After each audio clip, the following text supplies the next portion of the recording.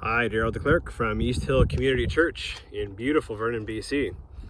It sure is beautiful here up on the foothills Knoll Park, and there's a great path that comes up here and a little bench that you can sit on. And what a beautiful place we live in. What a fantastic place to be blessed by. And today, on Canada's first National Day of Truth and Reconciliation, we're reminded of what a gift it was that the First Nations shared this land with us, although in many cases it was unceded to the Crown. And so we're certainly aware of that on this day. How have you honored this day? Love to hear about that in the comments. I began with telling our kids what a privilege it is that each day I get to wake up with them, that I can drive them to school and to work, that we have the privilege of the recreation that we do here.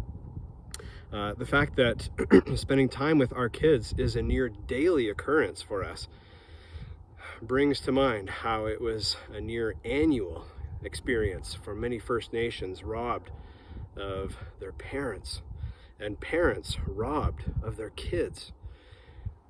So the second way I'm honoring it is to stop thinking that because me and my family were not part of the original injustice, that I shouldn't be part of any reconciliation efforts. I recently heard from another pastor that she heard from a First Nations elder asking, who will be our reconciliation partners? Who will be the ones who stand in for those who abused us?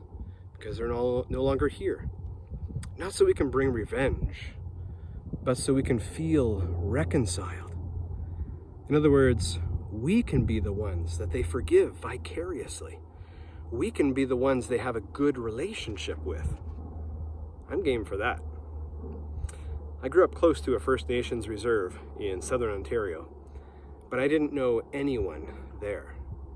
I'm thankful to know First Nations people now, and I'm so thankful for them. I used to have arrogant attitudes toward them, but now that I know of the trauma they've endured from one generation to the next for 100+ years, I'm much more sympathetic.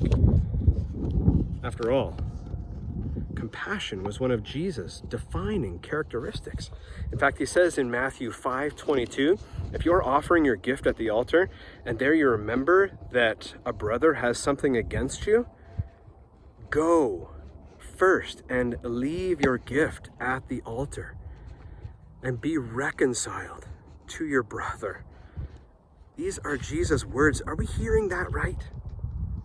Reconciliation is our offering.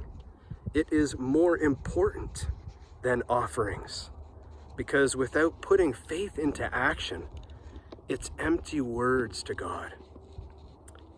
That's because Christ offered himself first as our reconciliation with God. He has led the way so that we, in turn, can be agents of reconciliation. Just because I'm not a part of the original injustices doesn't mean that I'm not now. If I have an arrogant attitude and a dismissive one to what First Nations need from us.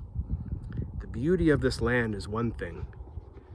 What will be the beauty of God's people here? Especially since God's people failed so miserably in the past. What are you doing to further reconciliation? What are you doing to learn and reflect on this day? What have you done with your family?